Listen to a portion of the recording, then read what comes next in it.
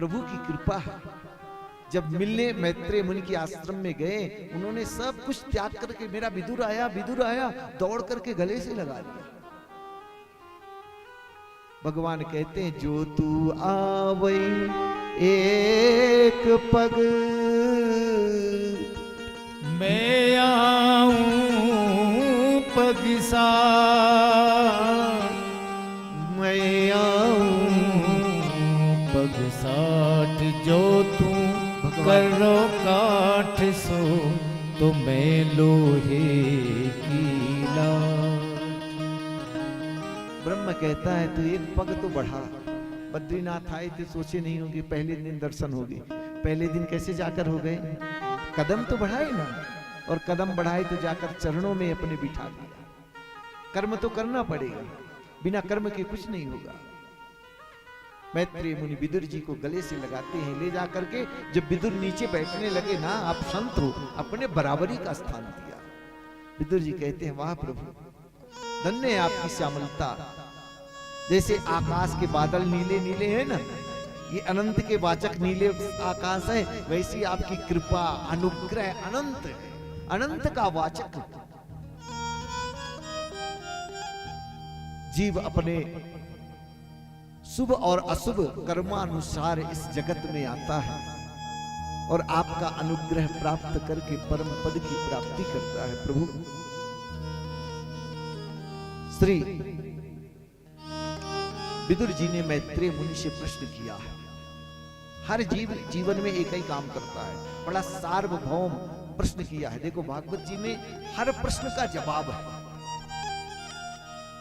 हमारे अंदर तो आज ये सवाल उत्पन्न हो रहे हैं, ये सारे सवाल न जाने कितने अनंत अनंत कालों से हमारे ऋषि मुनियों ने दे करके रख दिया दरबार।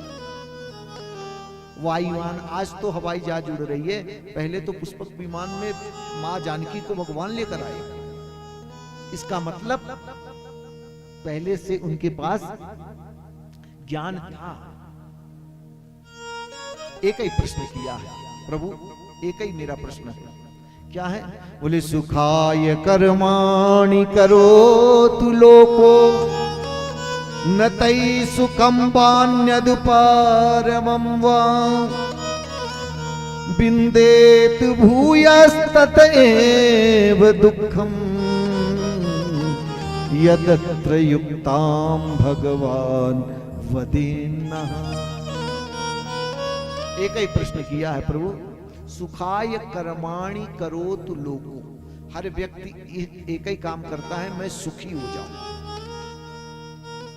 सुख के लिए जितना एम्पायर बनाता है, जितना वैभव बनाता है, किस लिए? सुखी हो जाऊं। सुखाय कर्माणि करोतु लोको।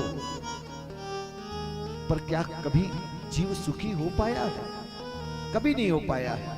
जितना सुख के साधन जुटाता गया, उतना दुख के दलदल में जाता गया।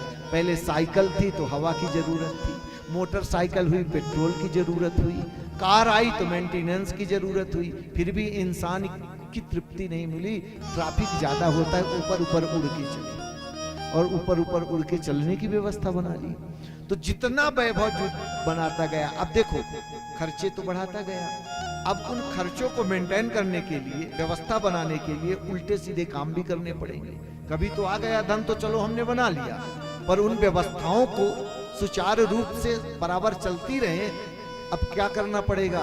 बोले फिर उल्टे सीधे काम करने पड़ेंगे। और उसी में जीव पाप की अपनी पोटली पहले तो परमात्मा ने दिया। हर इंसान की यही है। भगवान कहते हैं, सुखी होने के लिए रात दिन प्रयत्नशील होता है, पर जितने ही सुख के साधन जुटाता है, उतने दुख के दलदल में जीव फंसता जाता है। इसीलिए बुद्धिमान प्राणी को उतना ही करना चाहिए। विदुर जी महाराज, आप तो साक्षात धर्म के अवतार हो।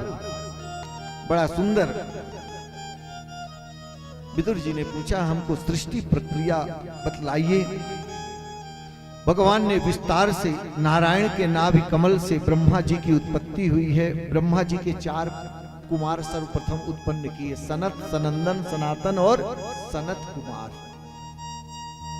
बोले आप सृष्टि की रचना करो, संसार को बढ़ाओ। बोले ना, हमसे नहीं होगा, हम तो चले भजन करने बद्रीनाथ। तो सनत कुमार आज भी आकर बद्रीनाथ में विराजमान है। वो इस भूमि को छोड़ करके कहीं नहीं जाते।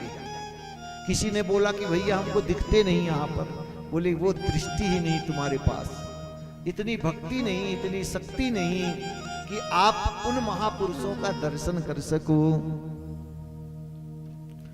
उनके दर्शन करने के लिए तो बाबा के द्वार जाना पड़ेगा।